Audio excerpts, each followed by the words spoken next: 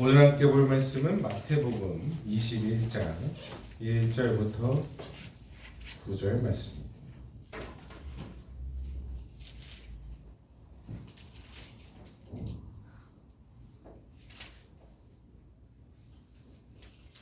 신약성경 34쪽 마태복음 21장 1절부터 9절까지 말씀입니다.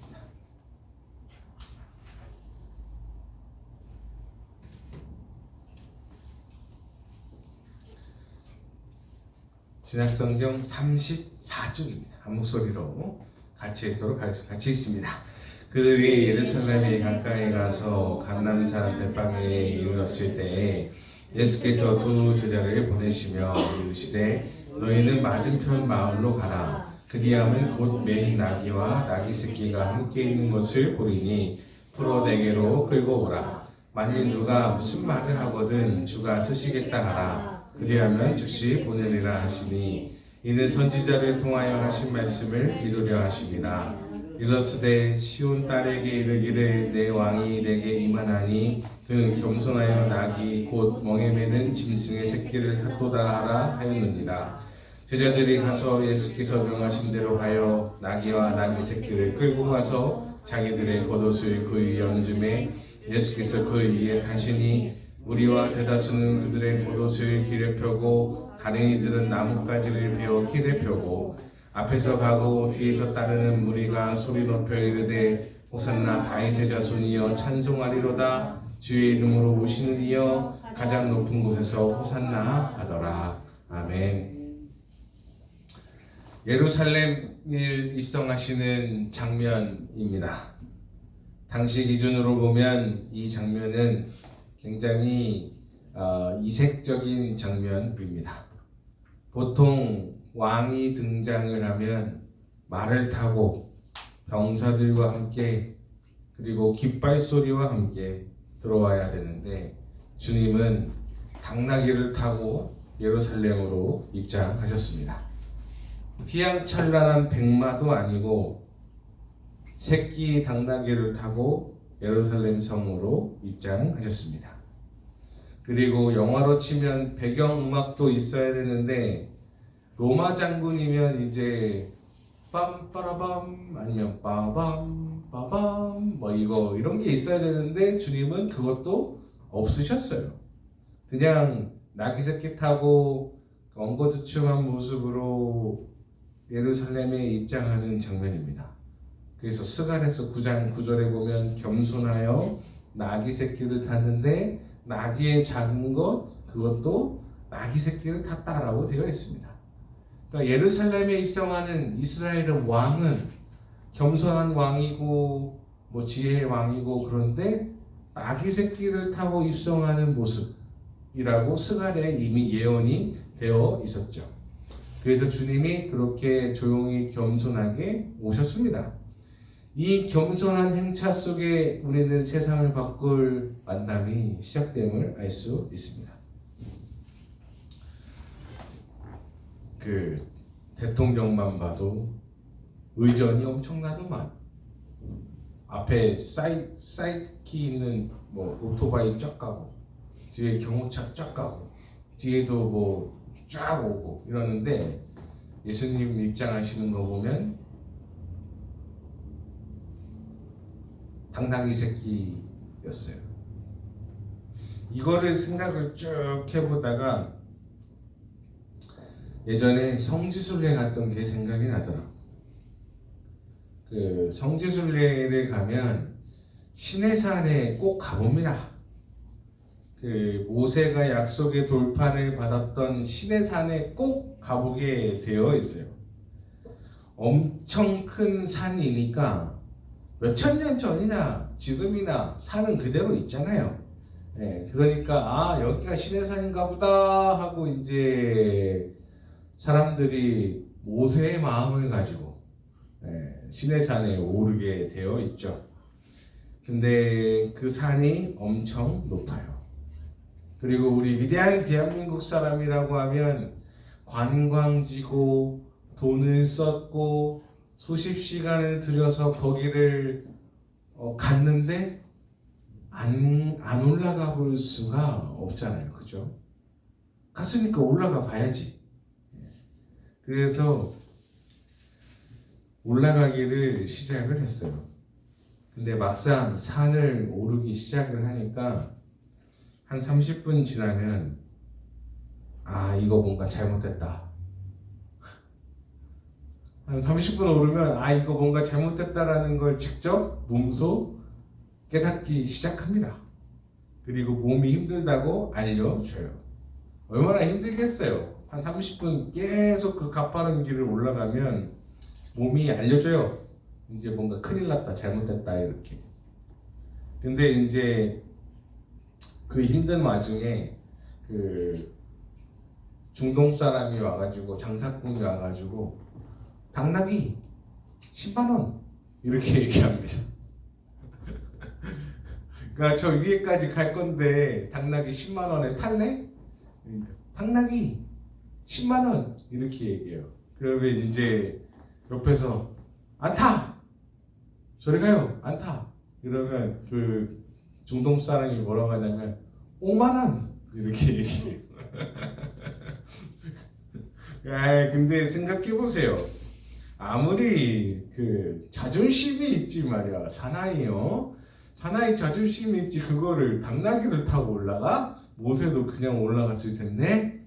그리고 그때 당시에 인솔했던 교수님이 나이가 거의 70다 되셨는데 그분도 걸어 올라가시는데 내가 젊은 청년이었던 내가 그거를 타고 올라간다고? 자존심이 상하잖아. 안 되지. 이악 물고 막 올라가고 있었습니다. 근데 한 30분 올라가면 뭔가 잘못됐다라고 몸이 알려주는데 죽을 것 같이 1시간을 가고 1시간 반을 가고 거의 죽을 것 같았는데 그 산 중턱이래 이제.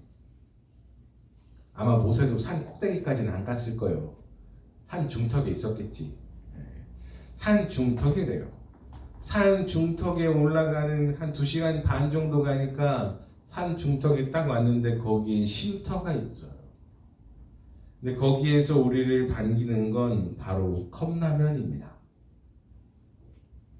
위대한 대한민국의 컵라면이 신해산 중턱에 딱 올라오면 거기서 이미 라면을 끓여 먹던 사람들의 향기가 밑에서부터 쫙 퍼져요. 얼마나 은혜로운지 몰라.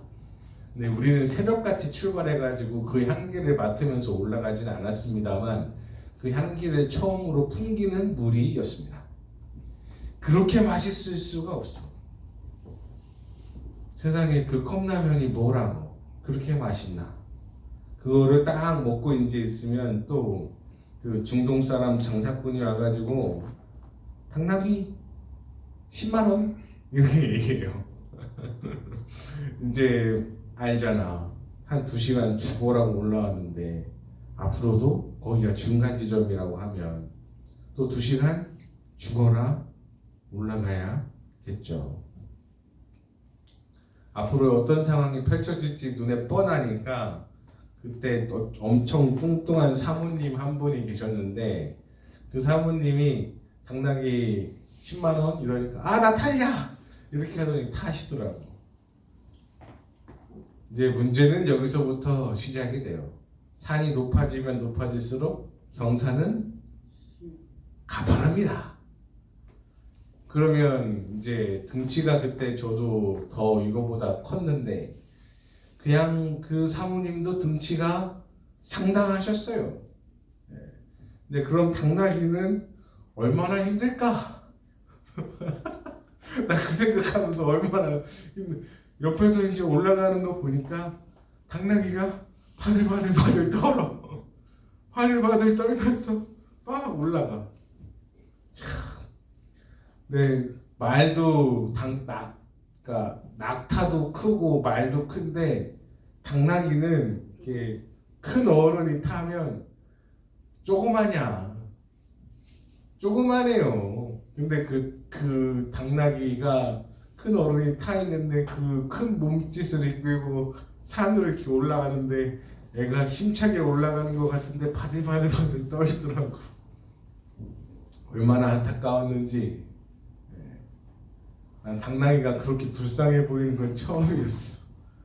근데 봐봐요. 주님이 이끌었던 선택했던 나귀는 뭐냐면 가서 나귀와 그 나귀 새끼를 풀어라 라고 하셨습니다.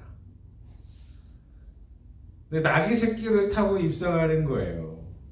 당나귀는 그날까지 어떤 사람, 나귀 새끼는 그 전날까지 누구도 태워본 적이 없던 당나귀였습니다.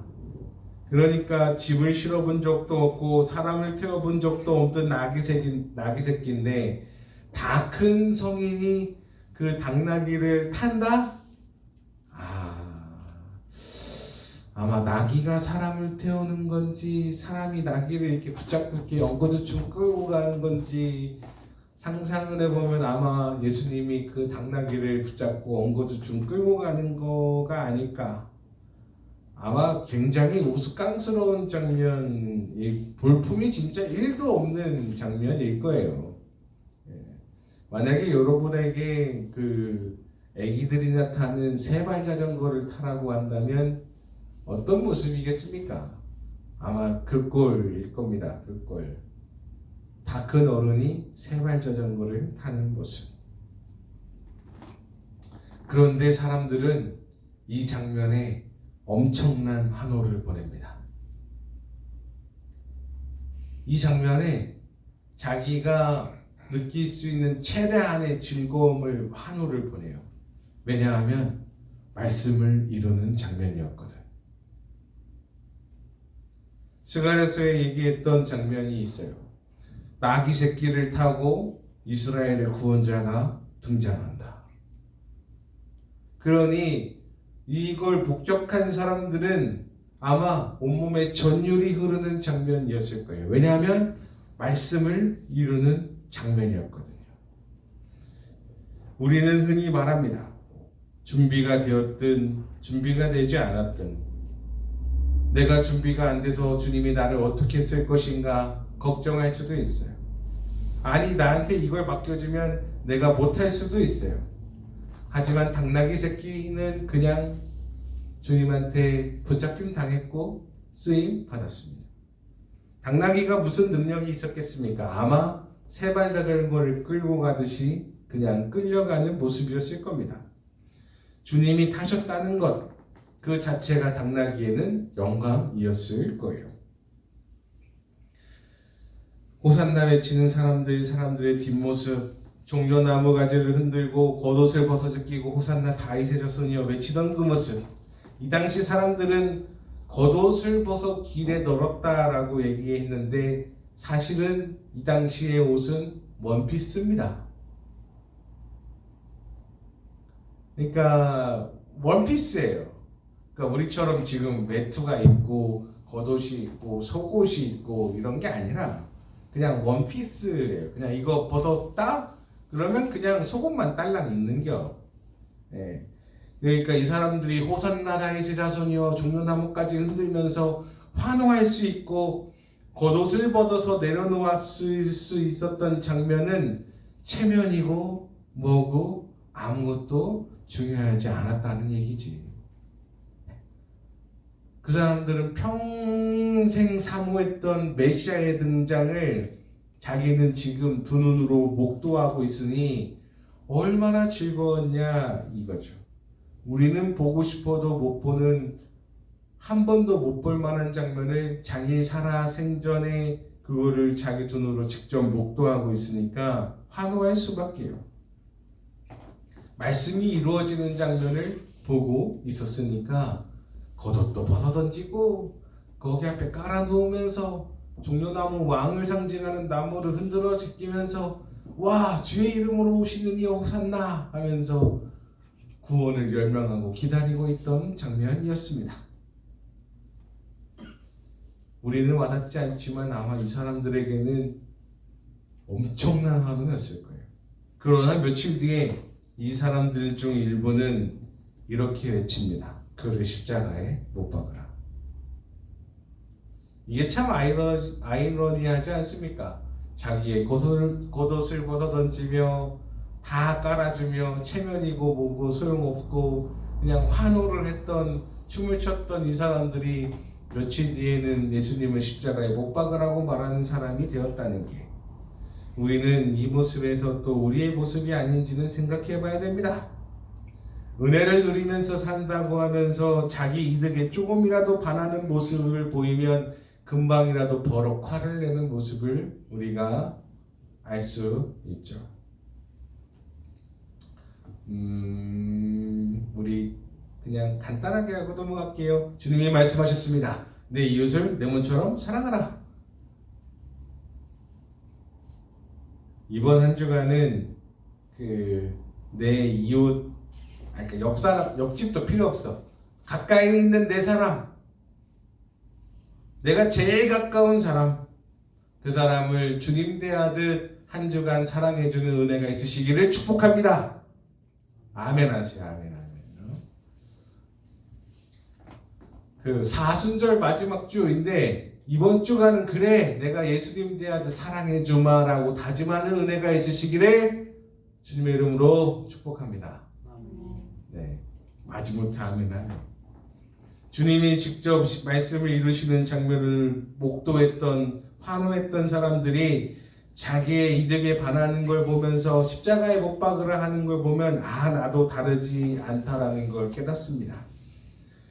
우리 좀 더 주님을 사랑하면서 살아야 하는데 주님 사랑함이 내 이웃을 사랑하는 것과 같습니다.